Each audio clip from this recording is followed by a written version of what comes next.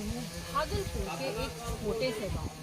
बिहार की जब बात आती है तो बिहार की संस्कृति एक अपने आप में ही बहुत बड़ी जो है धरोहर है। तो अगर हम लोग दूसरे नज़र से देखें तो गुंडा राज, भ्रष्टाचार, हत्या जैसी आपराधिक मामले भी यहाँ पे सबसे ज़्यादा होते हैं। गरीब की कोई नहीं सुनता।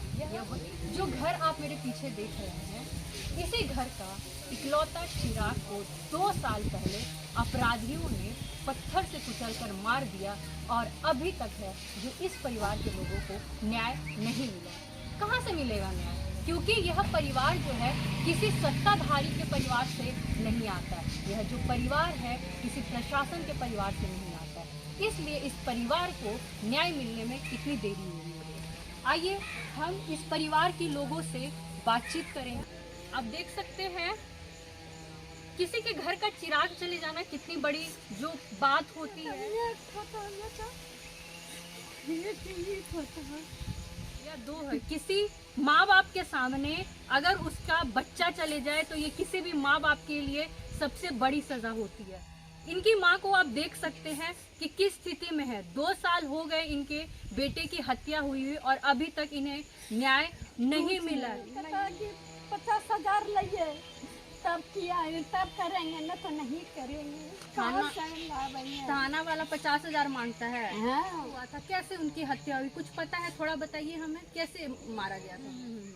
जाता था बहन के घर मिलने के लिए जाते थे। हाँ। जाते थे, वो जाते थे तो अब लड़की से प्रेम था, बोलता था, वकील से बात करता था। हम तो नहीं जानते बात करता है।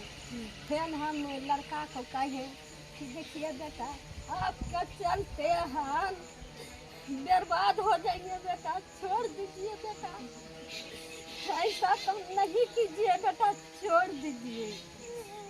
कब पता चला आपको कि आपकी बेटी की हत्या हो गई? 5 बज गया है सांझ में, तब हल्ला सुन रहे हैं कि भभौ भैंसूर का पुल तर जो है तो मर्डर हो। पहचान क्यों नहीं पा रहे? हम लोग नहीं पहचान, हम लोग नहीं पहचान। एक औरत आया तुरंत वो कहे कि नहीं वही लड़का है, इसी का लड़का है, इसी का लड़का है, तुरंत कह के तुरंत पहचान दिया। हम लोग नहीं पहचान, पूरे चेहरे को बिगाड़ दिया गया। हाँ, बेगत कर दिया है चेहरा। क्यों दादी क्यों मारा गया था उसको? कोई दुश्मनी से मार दिया। हम लोग नहीं जानते थे, सब लोग नहीं जानते कि मेरे बेटा पर इतना खतरा है। पुलिस की तरफ से आप बता रही थी कि बहुत ज्यादा ढिलाई दी जा रही है। कॉल डिटेल से तो पता चल जाना चाहिए, मतलब कि मर्डर कैसे हुआ है, क्योंकि मर्डर होने से 2 साल हो गया है।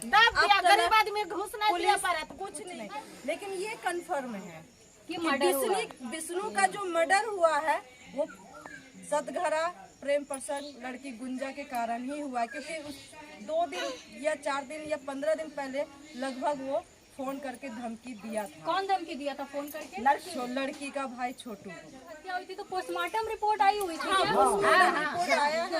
क्या बताया? समुच्चा शरीर एकदम कुछ नहीं था, उसमें ब्लीडिंग कुछ नहीं था। पोस्टमार्टम रिपोर्ट में लिखा है कि ब्लीडिंग ज्यादा ओवर होने के कारण उसका मृत्यु हो गया। बड़ा पत्थर लगभग 15 से 17 किलो का पत्थर है जिसको मारा।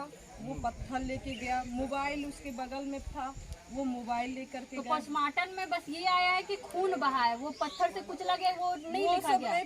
छेड़छाड़ की। हाँ, बिल्कुल। पोस्टमार्टम रिपोर्ट के साथ भी छेड़छाड़ हुआ, क्योंकि डॉक्टर जो है जान पहचान के पुलिस के साथ में जान पहचान है। लड़की का नाम गुंजा है और लड़की के भाई का नाम छोटू है, जो कि पुलिस में है जी। ये कारण से पुलिस के कारण से तो दाब दिया, रुपया देकर पुलिस को दाब दिया। जब रक्षक ही भक्षक बन जाए तो क्या करे?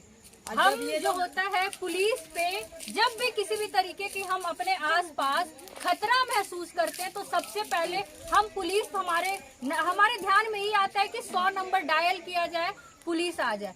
प्रेम प्रसंग का मामला है। जातिवाद के नाम पर एक 18 वर्षीय युवक की 2 साल पहले निर्मम तरीके से हत्या की गई। मैं सवाल पूछती हूँ, क्यों? ये हक आपको किसने दिया? गुंजन नाम बताया जा रहा है लड़की का, और लड़की का जो भाई है छोटू वो पुलिस में है। और इन लोगों का कहना, परिवार के लोगों का कहना है कि उनके भाई ने धमकी भी दिया था कि सुधर जाओ नहीं तो मार दिए जाओगे। और ये जो महिला है, मैं इन्हें पीड़ित इसलिए बोलूंगी कि यह अन्याय जो हुआ है अपने गांव के बेटे के लिए, घर बन रहा था उन्हें रोक दिया गया और बड़े अधिकारी यह बोल रहे हैं कि तुम्हारी बीवी बहुत उछल रही है इसीलिए तुम्हारे साथ यह सब चीज हो रहा है। भाई क्यों हो रहा है? वो अगर अन्याय हुआ है तो बोलना इनका हक है और इन हक की आवाज को दबा रहे हैं ऐसे सत्ता में बैठे हुए लोग।